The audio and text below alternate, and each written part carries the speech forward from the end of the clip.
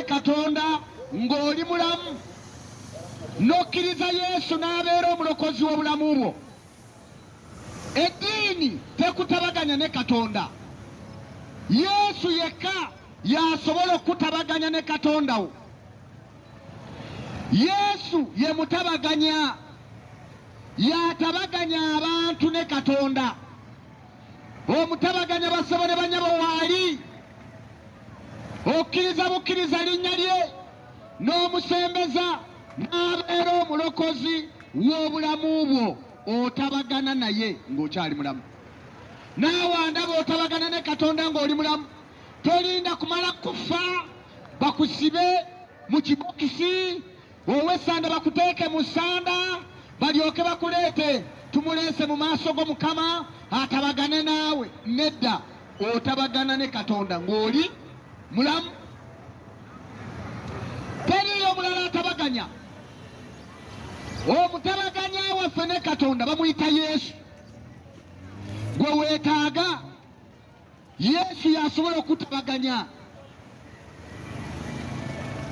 Tolinda lunaku luli okukudaalira, ayi Mukama muwe ekiwummulo eky'emirembe n'ekitangaala eky'olubeerera kimwakire, oyingira mu kitangaala ng'okyali mulamu. Leero n'otabagana ne Katonda wo. Okitegedde taata?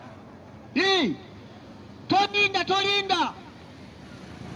Enkoko oyagala nnamu, ekyennyanja oyagala kiramu, naye ate gw'olinda omale kufa balyoke bakutabaganye. Gwe tolabanga ekyo si kituufu.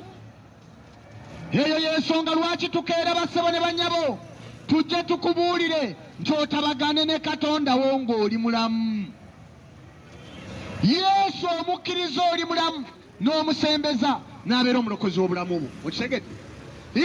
Olina kulokoka ng'oli mulamu. Mulamu yalokoka, omulamu yasinza Katonda. Bw'omala okufa Dawudi agamba mu magombe gye tugenda tewaliyo mpeera. Tewali mpeera. Otabagana ne Katonda onootandika okumusinza ng'oli mulamu.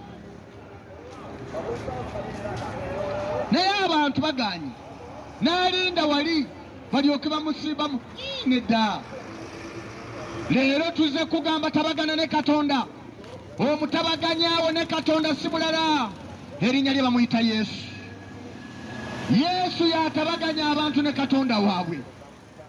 Yesu yayita abantu bonna n'aga nti mujje gye ndi mwe n'abakooye n'abazitoowereddwa, nange n'abawummuza.